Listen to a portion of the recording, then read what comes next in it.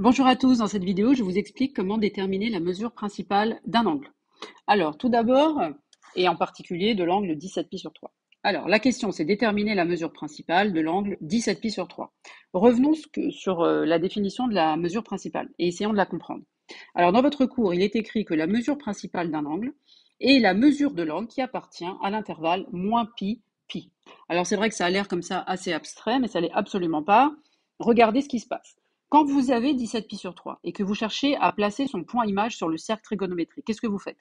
Vous partez d'ici, d'accord? Et vous parcourez le cercle trigonométrique comme ça, avec un certain nombre de fois pi sur 3. Donc pi sur 3, il est là, ok?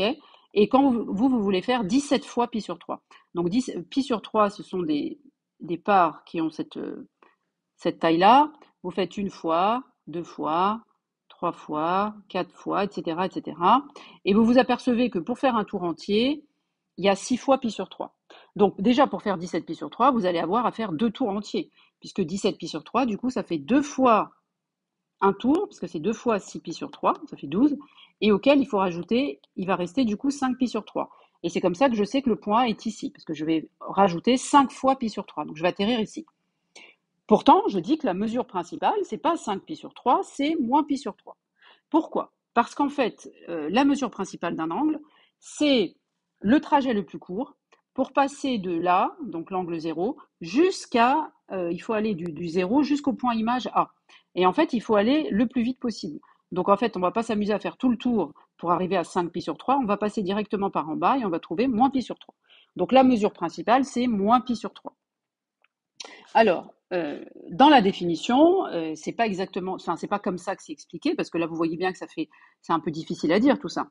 Donc, en fait, il suffit de dire, regardez, pour trouver la mesure principale, il y a bien deux étapes. Il faut d'abord enlever le nombre de tours supplémentaires, et ensuite, il faut aller au plus vite vers le point image, hein. C'est ça l'idée qu'il y a derrière. Eh bien, dans la définition, c'est écrit que la mesure principale d'un angle, c'est la mesure de l'angle qui appartient à moins pi, pi. Et en disant ça, on dit d'une part qu'il faut enlever les tours supplémentaires et d'autre part qu'il faut aller au plus vite entre l'origine O et le point image. Voilà. Donc ces deux informations sont résumées dans cette phrase qui est, vous en conviendrez, super efficace. Alors, donc maintenant je vais faire le calcul. Je pars donc de 17 pi sur 3 plus 2 capi. Pourquoi maintenant j'ai rajouté 2 capi? Parce que je sais bien qu'il y a 2 capi, il y a des tours en trop.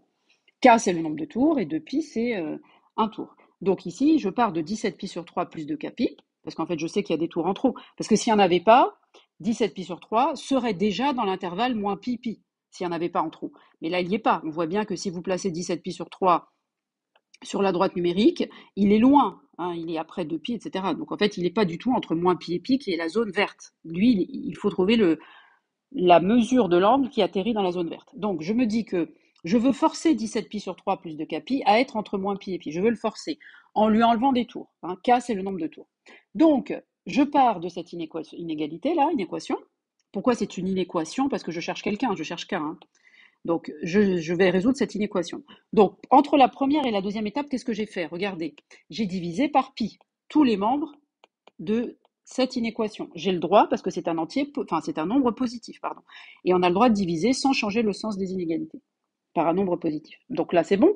J'ai enlevé les pi partout, en fait. J'ai tout divisé par pi. Donc je me retrouve avec moins 1 ici, là j'ai ça, et là j'ai 1. Ok, je vous laisse vérifier. Ensuite, qu'est-ce que je fais? Moi, l'objectif, c'est d'isoler 2K, hein, puisque l'inconnu, c'est K, c'est le nombre de tours qui est en trop. Donc, j'isole 2K, et donc pour ça, de là à là, j'ai fait moins 17 tiers partout. Donc, j'ai fait moins 1, moins 17 tiers, 2K plus 17 tiers, moins 17 tiers, du coup, il reste que 2K. Et là, j'ai enlevé 17 tiers au membre de droite, ça fait ça. Étape suivante, j'ai calculé 1 moins 17 tiers, là, je l'ai calculé, ça m'a donné moins 20 tiers. Et là, 1 moins 17 tiers, ça fait moins 14 tiers. Donc, moins 1 moins 17 tiers, pardon, ça fait moins 20 tiers, là. Et de l'autre côté, ça fait moins 14 tiers. Bon, donc j'ai presque fini. Moi, je cherche K, hein, n'oubliez pas. Là, j'ai 2 K. Donc, je cherche K. Qu'est-ce que je fais? Je vais diviser tout par 2. Est-ce que j'ai le droit de diviser par 2? Oui, parce que c'est un nombre positif. Et ça ne va rien changer au sens des inégalités. Celle qui était dans ce sens-là va rester dans ce sens-là. Celle-là va rester dans ce sens-là. OK? Pourquoi? Parce que je divise par un nombre positif. Là, j'enlève un peu mon bazar. Voilà. Et ensuite, qu'est-ce que ça donne? Donc, je divise par 2 tout le monde. Diviser une fraction par 2, ça revient à multiplier son dénominateur par 2. C'est pour ça que ça fait moins 20 sur 6. Et là, j'ai divisé par 2, ça fait donc moins 14 sur 6. J'ai presque terminé. Je vais calculer avec la calculatrice les deux membres qui se trouvent à droite et à gauche de K. K, c'est un entier relatif, c'est-à-dire c'est un entier éventuellement négatif. Et je vois que le K, l'inconnu que je cherche, il est entre moins 3,3 et moins 2,3. K, c'est un entier, donc c'est forcément égal à moins 3.